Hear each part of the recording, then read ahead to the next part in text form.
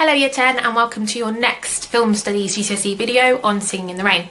So just to make you aware that for the format for this video we're going to have a little introduction from me and then we're going to watch the sequence in full and then I'm going to go through the sequence looking at certain frames and clips within the 5-minute sequence, talk about them in more detail and analyse them, thinking about cinematography and mise-en-scene, those being sort of the key parts that we need to look at in our musical module. So just to let you know that this sequence is actually over an hour into the film. It is very much the most famous sequence of the film, very iconic. Obviously we've got Gene Kelly, the protagonist, dancing his troubles away. He's very happy, sort of that sort of joyous attitude of singing in the rain. Okay, that sort of spontaneity and romance of it all. It's also important to note that by this time we already have Kathy and Don getting together and falling in love. Obviously the start of the sequence is them kissing on Kathy's doorstep. By this time we also realise that the silent cinema is kind of done and sort of cinema is evolving into sound, into talkies as they called them in the 1920s, and we've got sort of Lena as that sort of antagonist within the film who has an appalling singing and speaking voice, so therefore Cosmo concocts this idea of having Kathy voice over Lena within the films. Okay, so just before this we had another famous number within the film called Good Morning that they sing, because they stay up all night sort of singing and dancing and talking about how they're going to fix the terrible film that was The Dueling Cavalier, and then they decided to turn it into The Dancing Cavalier, so into a musical instead. Okay, so I'm going to show you the sequence and then we're going to talk through it in more detail and analyse certain parts, so therefore you can take some notes, and then obviously that might inspire you to do your own video, which is sort of your challenge for this week. So let's get going.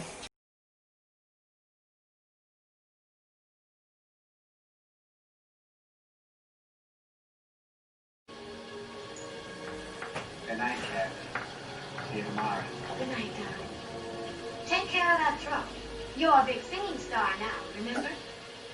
This California dew was just a little heavier than usual tonight. Really? Where I stay, the sun is shining all over the place.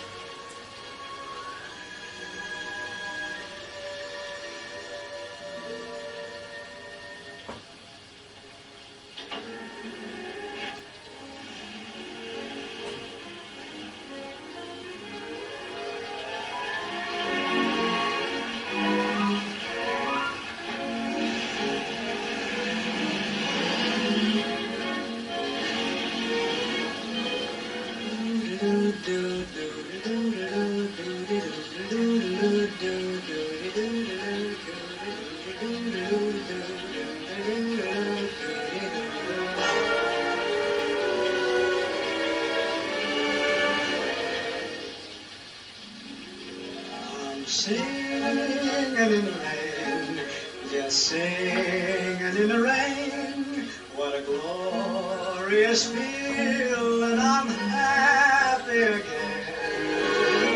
I'm laughing at clouds so dark up above, and the sun's in my heart and I'm ready for love. Let the stormy clouds chase everyone from the place.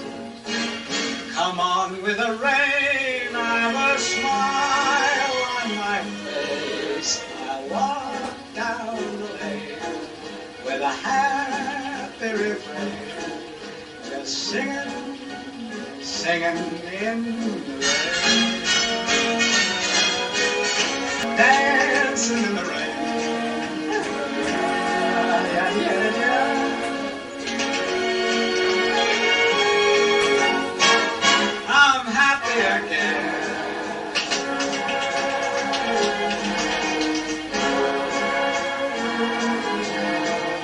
I'm singing and dancing in the rain.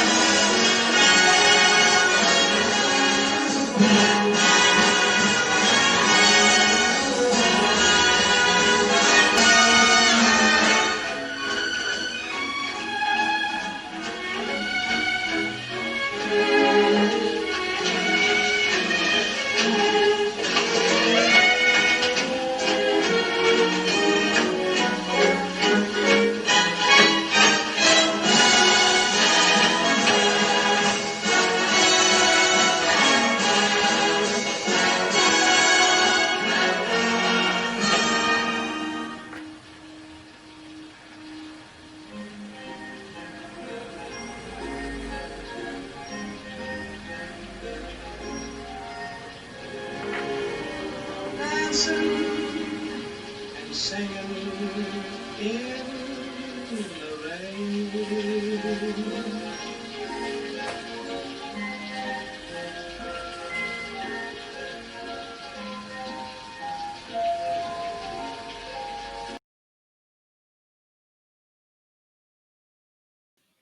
So starting off with a bit of costume, Kathy's yellow rain mac and her pink cap that she's wearing there contrasts with Don's smart dark attire. And obviously it being nighttime, it really stands out, Kathy's costume there, kind of sort of radiating innocence and joy. And then obviously the whole pathetic fallacy here, the fact that it's nighttime and it's raining, would obviously usually mean that it'll be something bad happening. But here it's a very romantic scene with a dance number to follow.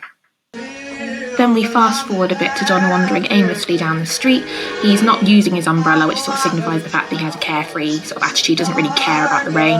He's in love and he couldn't be happier. He also uses the staging of the scene, so the set pieces within the studio as props. So when he's sort of leaning, hanging off of the lamppost, that iconic pose that we always associate with this famous dance number.